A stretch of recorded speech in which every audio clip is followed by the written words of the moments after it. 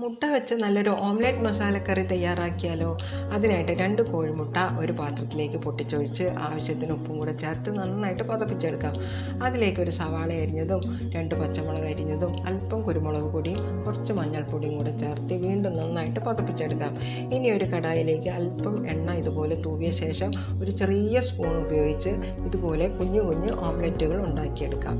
ഇതൊരു ഇരുവശവും മുരിഞ്ഞ ശേഷം ഇത് ഒരു പാത്രത്തിലേക്ക് മാറ്റി വയ്ക്കാം. ഇനി ഒരു കടായിലേക്ക് അല്പം വെളിച്ചെണ്ണ ഒഴിച്ച ശേഷം ഒരു സവാള പൊടിയായി അരിഞ്ഞതും 2 പച്ചമുളക് അരിഞ്ഞതും ഇഞ്ചിയും വെളുത്തുള്ളി ചതച്ചതും കൂടെ ഇട്ട് കൊടുത്ത ശേഷം നന്നായിട്ട് വഴന്ന് വരുമ്പോൾ പൊടികൾ ചേർത്ത് കൊടുക്കാം. മഞ്ഞൾപ്പൊടിയും മുളക് പൊടിയും മല്ലിപ്പൊടിയും ഗരം മസാലപ്പൊടിയും. ഈ പൊടികളെല്ലാം നന്നായി വഴണ്ട് വരുമ്പോൾ അതിലേക്ക് ഒരു തക്കാളി ചെറുതായിട്ട് അരിഞ്ഞതും കൂടെ ഇട്ട് കൊടുത്ത് കുറച്ച് വെള്ളം ഒഴിച്ച് കുറച്ച് ഉപ്പ് കൂടെ ചേർത്തിയ ശേഷം ഇത് നന്നായിട്ട് തിളപ്പിച്ചെടുക്കാം.